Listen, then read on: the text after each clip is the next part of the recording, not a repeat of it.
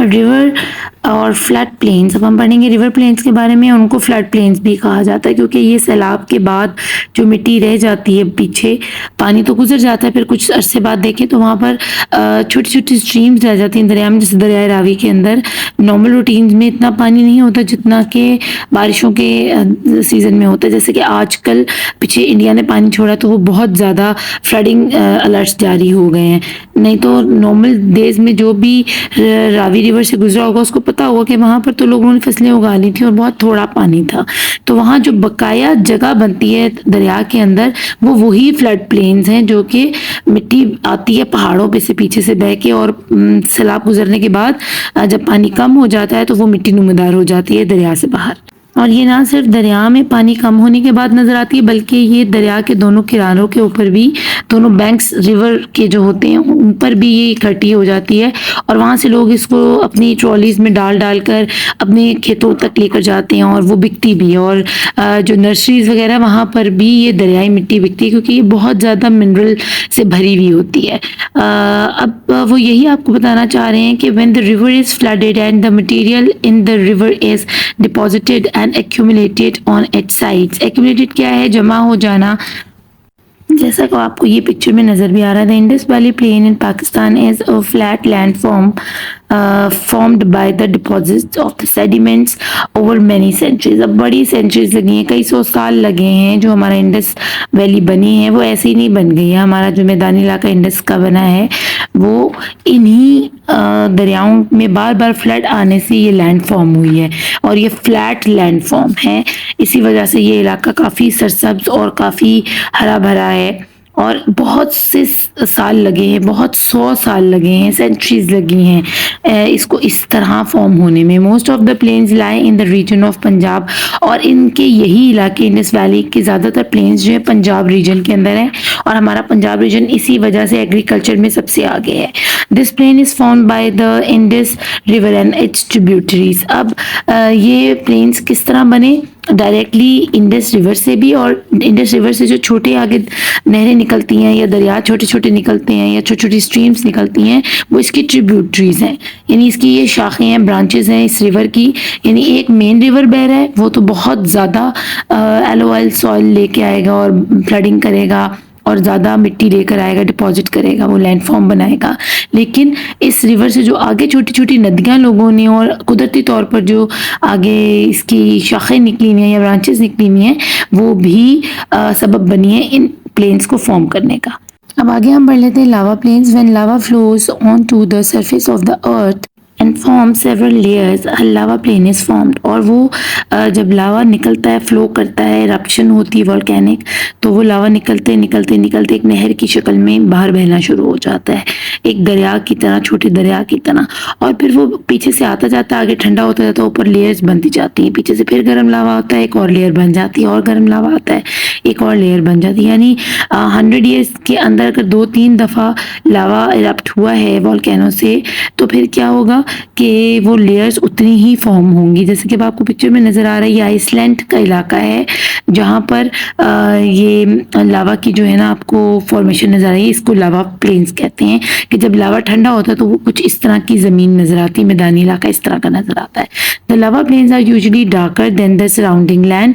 अब lava planes की जो कलर होता है ना ज़मीन का वो ज़रा डार्क कलर का होता है क्योंकि आपको पता है उसमें मेटल्स हैं और बहुत सारी चीज़ें हैं अल्लाह ने रखी हुई। वो ज़मीन के डीप ऑफ द अर्थ वो क्रस्ट में से नीचे जाकर मेंटल में से निकल कर आया बाहर, तो इसलिए उसका कलर जो है ना काफ़ी चेंज है। The dark colour is because of a dark mineral present in lava called basalt. और इसके डार्क कलर का जो वजह है वो यही है कि उसके अंदर एक ख़ास मिनरल पाया जाता है जिसको बसाल्ट कहते हैं, और यही वजह है कि उसका रंग ज़रा काला और ज़रा डार्क थोड़ा सा होता है, ग्रेश एंड ब्लैकिश किस्म का।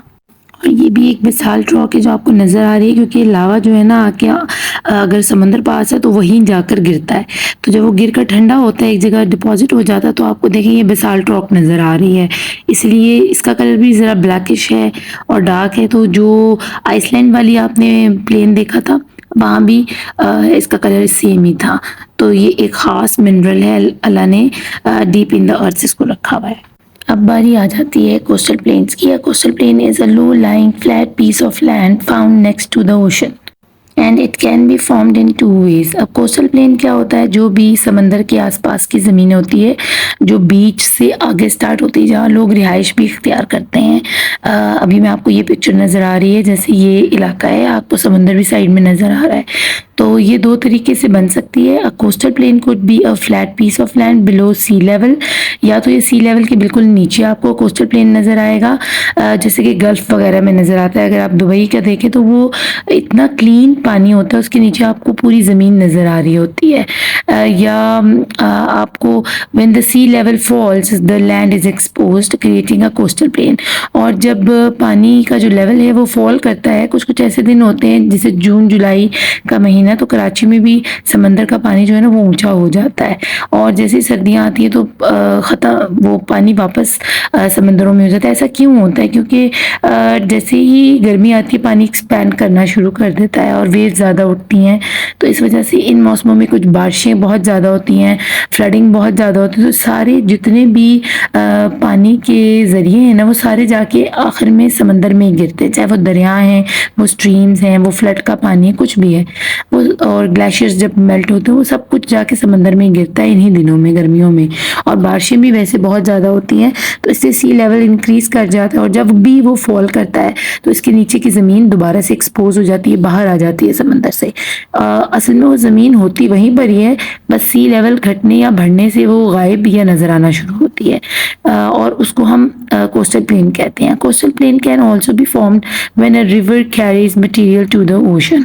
और इसके अलावा कोस्टल प्लेन इस तरह भी बन सकती है अगर रिवर फ्लड लेकर आया है और वो पानी, जो एक्सेसिव पानी था वो समंदर में गिर गया, और जो उसके साथ मिट्टी आई थी वो वहीं रह गई, ठीक है ना, तो उसने एक नया प्लेन बना दिया जिसको हम कोस्टल प्लेन का नाम देंगे। और ये प्लेन भी समंदर के आसपास होने की वजह से कोस्टल प्लेन कहलाया। बेशक इसकी मिट्टी मिनरल वाली थी, दरिया उसको बहा के लाया था अपने साथ फ्लड में, लेकिन कहलाएगा ये कोस्टल प्लेन क्यों? क्योंकि ये समंदर के पास है। अब आगे वो ये कह रहे हैं कि हमारा जो इसका मटेरियल है वो कैसे डिपॉजिट होता है। The material is deposited and accumulated over time. और इस तरह फ्लडिंग होती रहती है साल ब साल, साल ब साल, और ये डिपॉजिट होता रहता है, लैंड फॉर्म होती रहती है, क्रिएटिंग अ फ्लैट और जेंटली स्लोपिंग लैंडस्केप। और हल्की सी ढलवान वाला ये लैंडस्केप बन जाता है। क्यों? क्योंकि दरिया ऊंचाई से बहता हुआ नीचे समंदर की तरफ आता है, इसलिए लाइट सा स्लोप बन रहा होता है। ऊपर से कोई चीज़ नीचे इंक्लाइन आ रही हो तो वो थोड़ा सा स्लोप बनाती हुई आती है। Tidal deltas are form due to this action. Examples are Indus delta Pakistan and Ganga delta Bangladesh. अब ये इंडस डेल्टा का मैं कुछ हिस्सा है जो आपको दिखा रही हूँ, और ये वैसे स्तोला आइलैंड की पिक्चर्स हैं, और ये डेल्टा का ही हिस्सा है। डेल्टा वो एरिया होता है जो कि बहुत डीप सी में जाके कोई ज़मीन बनी होती है, क्योंकि ये कभी स्तोला आइलैंड के बारे में अगर आप थोड़ी सी इन्फॉर्मेशन जाके इंटरनेट पे देखें ना, तो कराची में एक ऐसा आइलैंड है जो कभी पानी से बाहर आ जाता है और कभी वापस पानी में चला जाता है, और काफ़ी दफ़ा जियो के ऊपर उन्होंने ये न्यूज़ दिखाई है, और सब कहते हैं जी ये बड़े जादुई अमल है और ये बड़ी जादुई चीज़ है, लेकिन ये एक स्तोला आइलैंड है, एक्चुअली डेल्टा का हिस्सा है। और डेल्टा बहुत डीप सी वाले इलाके को कहते हैं जहाँ पर डायरेक्टली बड़े बड़े जहाज़ लंगर अंदाज हो सकते हैं। ये अल्लाह ने एक हमारे पास नेचुरल पोर्ट का काम दे रहे हैं, नहीं तो पोर्ट हमें खुद से बनानी पड़ती है, आर्टिफिशियल पोर्ट्स बनानी पड़ती है, लेकिन ये डेल्टा ऐसी जगह है कि अगर इसके ऊपर हम पोर्ट बनाना चाहें तो बहुत बड़े बड़े जो वेसल्स वाले जहाज़ होते हैं ना वो यहाँ पर खड़े हो सकते हैं, आकर लंगर अंदाज हो सकते हैं। तो स्तोला आइलैंड कभी नज़र आता है, कभी गायब हो जाता है। गायब नहीं होता, असल में उसके ऊपर पानी आ जाता है और वो नीचे छुप जाता है, क्योंकि पानी उसकी मिकदार बहुत ज़्यादा हो जाती है पानी की। तो लास्ट हमारे पास जो प्लेन बचा है वो है बाइसल प्लेन। और ये क्या होते हैं? These plains exist at the ocean floor. ये बिल्कुल ओशन फ्लोर के ऊपर पाए जाते हैं। आपको पता है ओशन किसको कहते हैं? जो कि फार अवे लैंड पानी होता है, समंदर से आगे हम चले जाएं डीप सी के अंदर, तो वो ओशन कहलाता है, बहर कहलाता है। और उसकी जो सी बेड है ना, उसका जो फ्लोर है वो कई हज़ार फुट नीचे गहराई में होता है पानी की। अभी आपने सुना होगा रिसेंट जो वाक़या हुआ है टाइटैनिक को देखने के लिए, जो टाइटन गया था और वो ब्लास्ट हुआ था नीचे, जिसमें पाकिस्तानी वो दाऊद बादशाह जो शहज़ादा दाऊद जो थे और उनका बेटा, वो भी उसमें उनका इंतकाल हो गया था और बाकी भी 2-3 लोग थे। तो वो उसी सी बेड के पास, उसी फ्लोर के पास, सी फ्लोर के पास या ओशन फ्लोर के अंदर गए थे। They are thousands of metres below sea level, और वो कई हज़ार लेवल सी लेवल के नीचे जाकर वो बनता है। They are very common in Atlantic ocean, और अटलांटिक ओशन के अंदर इस किस्म के बाइसल प्लेन्स जो है ना बहुत ज़्यादा हैं, यानी दूर दूर तक वो प्लेन्स चल रहे हैं नीचे, और कहीं ऊंचा है कहीं नीचा है, लेकिन फिर एक बहुत बड़े मैदान मैदान बने हुए, उस पानी के नीचे बहुत बड़े बड़े मैदान हैं।